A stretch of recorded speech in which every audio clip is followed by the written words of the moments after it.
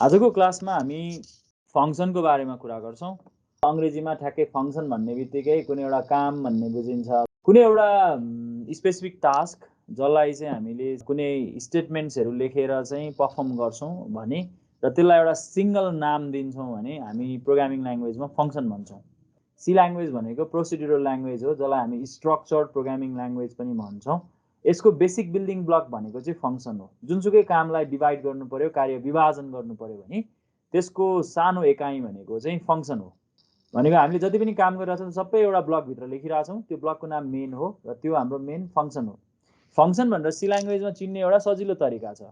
जहाँ पनि तिमीले यदि यो स्मल ब्रास देख्छौ कुनै नामको पछाडि भने नामसँगै जोडिएर आउँछ हैन, फलो भएर आउँछ भने चाहिँ फंक्सन रहेछ भनेर बुझिन्छ। यी फंक्सन्सहरू भनेको चाहिँ सी ल्याङ्ग्वेजमा पहिलेदेखि नै अभाइलेबल छन्। त्यसैले यिनीहरूलाई कतिले प्रिडिफाइन्ड फंक्सन्स भनेर सोचे पनि भो, अथवा कतिले यसलाई बिल्ट इन फंक्सन भनेर पनि भन्छन्। यी फंक्सन्सहरू हामीसँग पहिलेदेखि नै छन्, तर हामीलाई सी ल्याङ्ग्वेजले हामीलाई के सुविधा दिएको छ भने म होइन, यी भएका फंक्सन त छँदैछन्, म आफैले नयाँ फंक्सन पनि बनाउन सक्छु, म बनाउँछु भन्ने लाग्छ भने त्यो पनि गर्न पाइन्छ। हामी आफैले बनाउन चाहेको फंक्सनको बारेमा खास गरी कुरा गर्छौं। हुन त यी फंक्सन्सहरू हामी जहिले प्रयोग गरेकै छौं। पहिले नै अरूले बनाइदिएका फंक्सन जो हामीले आवश्यकता अनुसार प्रयोग गरिरहेछौं र हामी आफै पनि नयाँ फंक्सन्सहरू क्रिएट गर्न सक्छौं। मैले अघि पनि भने C language structured programming language हो। यसको बेसिक बिल्डिङ ब्लक्स भनेको फंक्सन हो। कुनै पनि कामलाई विभाजन गर्नु पर्यो भने हामी फंक्सनको प्रयोग गर्छौं। म एउटा सिम्पल एउटा प्रोग्राम लेख्छु, अहिलेसम्म हामीले लेखेको प्रोग्राम, र त्यो प्रोग्रामलाई हामीले चाहिँ आफैले बनाएको फंक्सन्सहरूलाई कसरी त्यसमा कार्य विभाजन गर्न सकिन्छ भनेको कामलाई डिभाइड गर्न सकिन्छ फंक्सन अन्तर्गत भन्ने कुरा गर्छु। त्योभन्दा अगाडि म तिमीलाई थोरै सिन्ट्याक्सको विषयमा कुरा गर्छु। फंक्सनको तीनटा हामीसँग चाहिँ तीन किसिमको हामीले सिन्ट्याक्स बुझ्नुपर्छ फंक्सन लेखिरहँदाखेरि चाहिँ। एउटा भनेको चाहिँ फंक्सनको डेफिनेसन भन्छ। फंक्सन डेफिनेसन भन्ने बित्तिकै चाहिँ फंक्सनलाई डिफाइन गर्ने, व्हाट द फंक्सन डज भन्ने कुरा हो क्या। यो चाहिँ रिटर्न टाइप, त्यसपछि फंक्सनको नेम, त्यसपछि हामीसँग ब्रास भित्र आर्गुमेन्ट लिस्ट भनेर हामी लेख्छौं, र भित्र भनेको चाहिँ हामीसँग फंक्सनको बडी हुन्छ हैन, फंक्सन बडी। त्यसपछि अर्को भनेको चाहिँ म त कहिले प्रयोग गर्दिन है, तिमीले प्रयोग गरेको देख्छौ धेरैले, फंक्सन डिक्लेरेसन भन्छ के। फंक्सन डिक्लेरेसन भनेको चाहिँ म कुनै पनि प्रोग्राम भित्र यो फंक्सन युज गर्दैछु, यस्तो यस्तो प्रकृतिको फंक्सन युज गर्दैछु भनेर भनिएको। हेर्यौ भने तिमीले ठ्याक्कै थाहा पाउँछौ यो लाइन नै हो क्या खासमा। रिटर्न टाइप, फंक्सन नेम र आर्गुमेन्ट लिस्टलाई हामीले यहाँनिर के गर्यौं, यही टर्मिनेट गर्यौं। यसको अर्थ यसको डेफिनेसन हामीले लेखिसकेको छैनौं, तर हामी यो फंक्सन युज गर्नेवाला छौं भनेर हामीले भन्दैछौं। त्यसैले यसलाई हामी फंक्सन डिक्लेरेसन भन्छौं। मैले डिक्लेयर गरेको, मैले यो फंक्सन युज गर्दैछु प्रोग्राममा भनेर। अब तेस्रो भनेको चाहिँ फंक्सन कलिङ भन्छौं। फंक्सन कलिङमा चाहिँ सिम्पली हामी के लेख्छौं भने फंक्सनको नेम लेख्छौं र हामी यहाँभित्र भ्याल्यु फर आर्गुमेन्ट्सको लागि हामी भ्यालु दिन्छौं। यो जुन हामीले फंक्सन डेफिनेसन भन्यौ नि, अब यसमा रिटर्न टाइप लेख्यौ नि, धेरैजनालाई यो रिटर्न टाइप भनेको के हो भन्ने लाग्छ क्या। रिटर्न टाइप भनेको चाहिँ सिम्पली के हो भने हामीले प्रयोग गर्ने गरेको डेटा टाइप नै रिटर्न टाइपको रूपमा आउँछ। अब यो रिटर्न टाइप किन भनेको भन्ने कुरा पनि म तिमीलाई यहाँ भन्ने कोसिस गर्छु। रिटर्न टाइप भनेको खास हामीले प्रयोग गर्ने डेटा टाइप नै हो। भनेको जसरी हामी इन्टिजर युज गर्छौं, क्यारेक्टर युज गर्छौं, फ्लोट युज गर्छौं, डबल युज गर्छौं नि हैन, डेटा टाइपहरु, यिनै डेटा टाइपहरु रिटर्न टाइपको ठाउँमा आउँछ। तिमीले जुन मेन फंक्सन युज गरिरहेछौ नि अहिलेसम्म, त्यो फंक्सनको डेफिनेसन लेखा हो। खास मेन भनेको बिल्ट इन फंक्सन हो, पहिले नै अरु कसैले बनाइदिएको फंक्सन हो, त्यसको नाम हामीले चेन्ज गर्न पाएनौं, तर त्यो फंक्सनले के काम गर्छ भन्ने कुरा चाहिँ हामी आफैले डिफाइन गर्नुपर्ने हुन्छ। त्यसैले हामी त्यसको डेफिनेसन जहिले लेखिरहेछौं। कुन फंक्सनले के काम गर्छ भन्ने कुरा तिमीले डिफाइन गर्न सक्छौ। मेनको डेफिनेसन लेखे जस्तै अरु पनि नयाँ फंक्सन हामी आफै बनाउन सक्छौं। हामी हाम्रो प्रोग्राममा अब त्यो काम गर्नेवाला छौं। यो फंक्सनको डेफिनेसन हो, चिन्ने भइहाल्यो हैन। त्यसपछि अर्कोमा जाउँ, जस्तो डिक्लेरेसन भन्ने कुरा। अहिलेसम्म हामीले डिक्लेरेसन कहिले गरेकै छैनौं है। डिक्लेरेसन मेन फंक्सनको त डिक्लेरेसन गर्नै पर्दैन। अब तिमी आफैले बनाएको फंक्सनलाई डिक्लेरेसन गर्न मन लाग्छ भने चाहिँ तिमीले यसरी गर्न सक्छौ सिम्पली।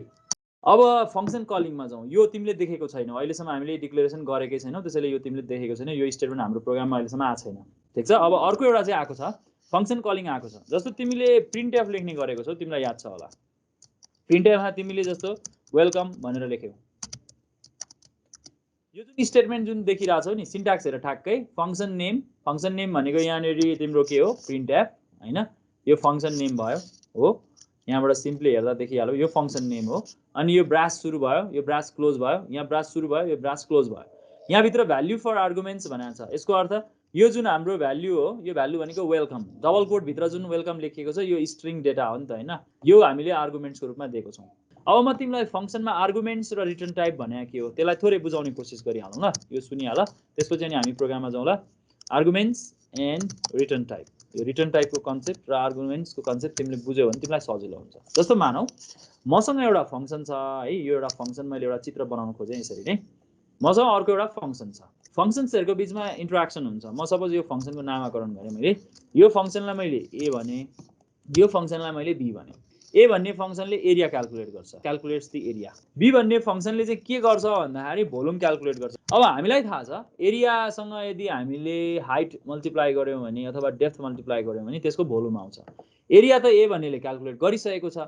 त्यसोभए a भन्नेले हामीलाई चाहिँ क्याल्कुलेट गरेको एरिया b भन्नेलाई दिन मन लाग्यो भने चाहिँ हामी b भन्ने फंक्सनको आर्गुमेन्ट्सको सहयोग लिन्छौं के यहाँनेरि आर्गुमेन्ट्स मार्फत त्यसले एरिया रिसिभ गर्छ अनि यो b भन्ने फंक्सन भित्र यो b भन्ने फंक्सन भित्र यसले भोल्युम क्याल्कुलेट गर्छ यो एरिया त यताबाट आइसक्यो नि एरिया इन्टु हाइट गरेर यसले भोल्युम क्याल्कुलेट गर्छ अनि यसले क्याल्कुलेट गरेको भोल्युम चाहिँ यसलाई नै फिर्ता गर्न नि मिल्छ क्या यसैलाई फिर्ता गर्ने यो प्रोसेसलाई चाहिँ हामी रिटर्न गरेको भन्छौं यसले जे क्याल्कुलेट गर्यो यसले यसबाट के रिसिभ गर्यो भन्दाखेरि इनपुट भनेर पनि भन्न सक्छौं इनपुटमा यसले के रिसिभ गर्यो भन्दाखेरि एरिया रिसिभ गर्यो यसले इनपुटको रूपमा एरिया रिसिभ गर्यो र यसले आउटपुटको रूपमा के दियो भन्दाखेरि यसले भोल्युम यसलाई रिटर्न गरिदियो कसैलाई इनपुट दिनु पर्यो फंक्सनमा भने आर्गुमेन्ट्स मार्फत इनपुट दिन सक्छौ र त्यो फंक्सनबाट भ्यालु फिर्ता लिनु पर्यो भने चाहिँ रिटर्न मार्फत भ्यालु रिटर्न गर्न सक्छौ र रिटर्नको कन्सेप्ट चाहिँ के हो भने जुन फंक्सनले यो फंक्सनलाई कल गर्छ जस्तो यो केसमा हामीले a भन्ने फंक्सनले b लाई कल गरेको हो a calls b a भन्ने फंक्सनले b लाई कल गरेको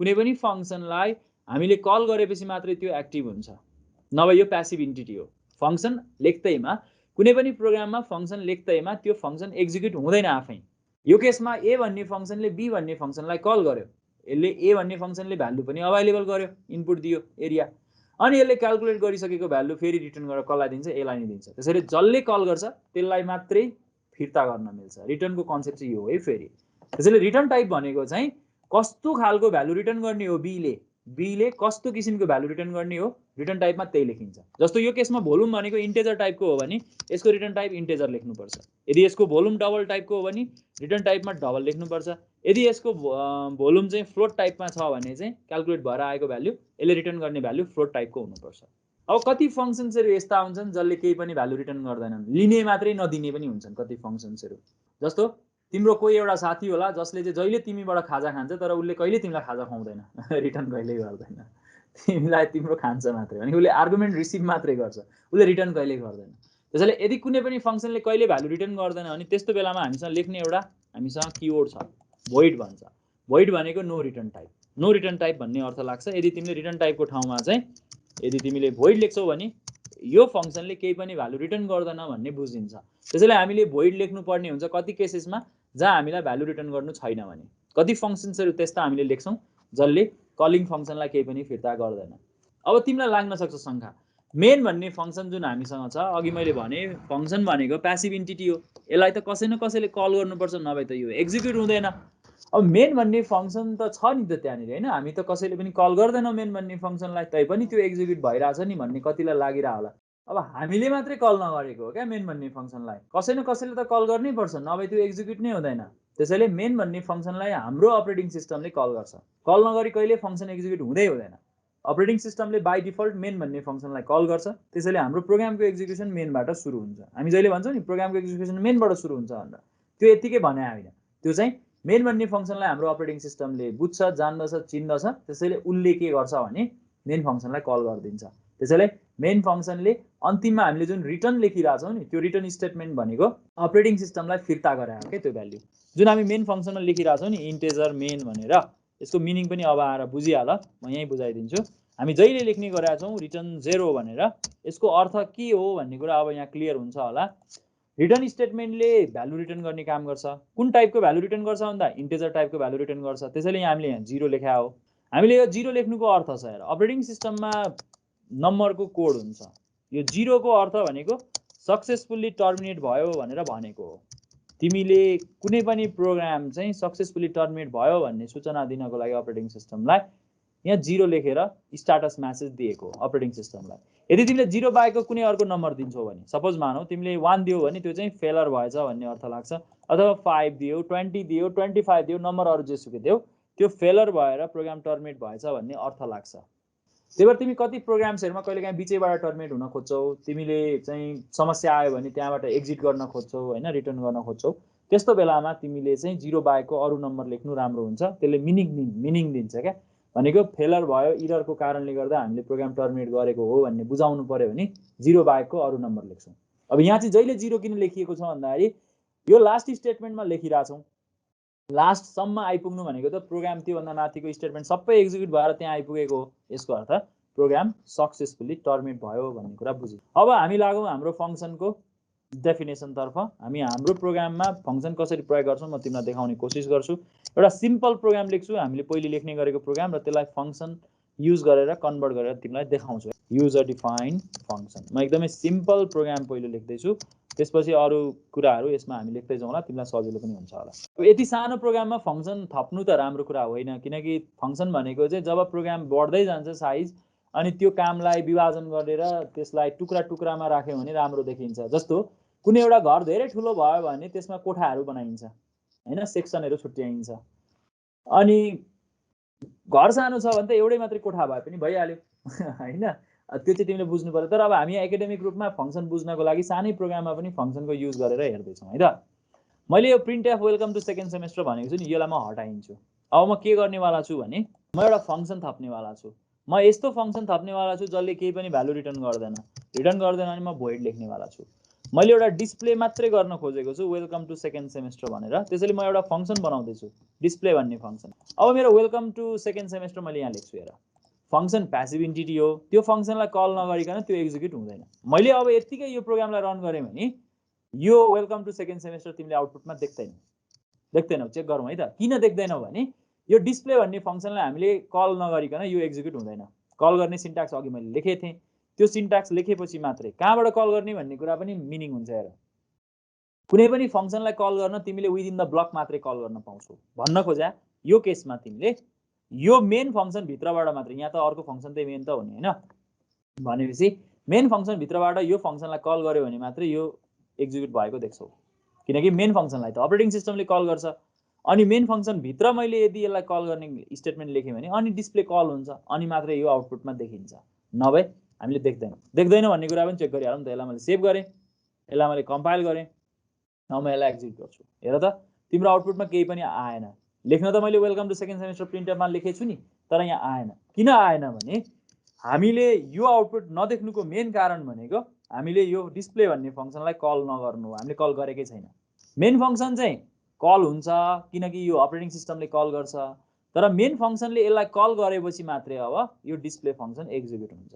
त्यसैले मैले अब के लेख्नु पर्थ्यो यहाँ भने कल गर्नलाई, मैले मेन फंक्सन भित्रबाट भनेको यो यहाँनेरि आएर मैले के लेख्नु पर्छ भन्दाखेरि चाहिँ डिस्प्ले भनेर मैले यसरी कल गर्नुपर्छ। किनकि कल गर्ने शैली मैले अघि भनेको छु नि, फंक्सनको नेम लेखेर ब्रास ओपन क्लोज गर्दै पुग्छ, आर्गुमेन्ट छैन भने आर्गुमेन्ट छैन यहाँ, त्यसैले मैले यति लेख्दै पुग्छ। अब यसले करेक्टली काम गर्छ यसरी लेखेपछि। अब यसलाई एक्जिक्युट गर्छु। हेर त, वेलकम टु सेकेन्ड सेमेस्टर भनेर देख्यौ, हामी आफैले बनाएको फंक्सनले हामी आफैले त्यसलाई कल गर्दैछौँ, नभए हामीले कल गरेनौँ भने त्यो एक्जिक्युट हुँदैन भन्ने कुरा अघि देख्यौँ। फंक्सन प्यासिभ इन्टिटी हो भन्ने कुरा त्यहाँबाट जस्टिफाई भयो। अब फंक्सनलाई एक्टिभेट गर्नलाई हामीले यसरी कल गर्नुपर्छ भन्ने कुरा हामीले थाहा पाउनुपर्छ। हामी दोस्रो चरणमा आर्गुमेन्ट राखेर कल गर्छौँ। अहिलेलाई तिमी धेरै टाउको नदुखाऊ, अहिले सिम्पली हाउ टु डिभाइड हैन इन स्मल पार्ट्स, कुनै पनि प्रोग्रामलाई स्मल पार्ट्समा कसरी डिभाइड गर्ने भन्ने कुरा हामी यहाँ सोचिरहेछौँ। कुनै पनि प्रोग्राममा लेखेको स्टेटमेन्ट्सहरूलाई हामी टुक्रा टुक्रा गरेर मल्टिपल फंक्सनमा बाँड्न सक्छौँ। अझ मिनिङफुल तरिकाले बाँड्ने हो भने कुनै पनि प्रोग्राममा इनपुट लिन्छौँ, इनपुटको छुट्टै सेक्सन बनाउन सकिन्छ। कुनै पनि प्रोग्राममा आउटपुट देखाउँछौँ, आउटपुटको छुट्टै सेक्सन बनाउन सक्छौँ। कुनै पनि प्रोग्राममा अरु क्याल्कुलेसन्सहरु गर्छौँ, त्यो क्याल्कुलेसनको छुट्टै सेक्सन बनाउन सक्छौँ। क्याल्कुलेसन्स पनि मल्टिपल क्याल्कुलेसन छ भने डिफ्रेन्ट क्याल्कुलेसन डिफ्रेन्ट फंक्सनमा राख्न सक्छौँ, जसले गर्दा हाम्रो प्रोग्राम स्मल चङ्कमा डिभाइड हुन्छ।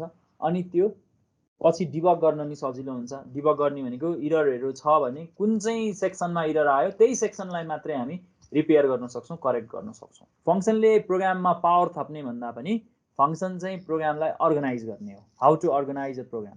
लार्ज प्रोग्रामलाई अर्गनाइज गर्नको लागि हामी फङ्सनको प्रयोग गर्छौँ। फङ्सन स्ट्रक्चर प्रोग्रामिङ ल्याङ्ग्वेजको बिल्डिङ ब्लक्स हो, तिमीले त्यो बुझ्छौ होला यहाँबाट अब।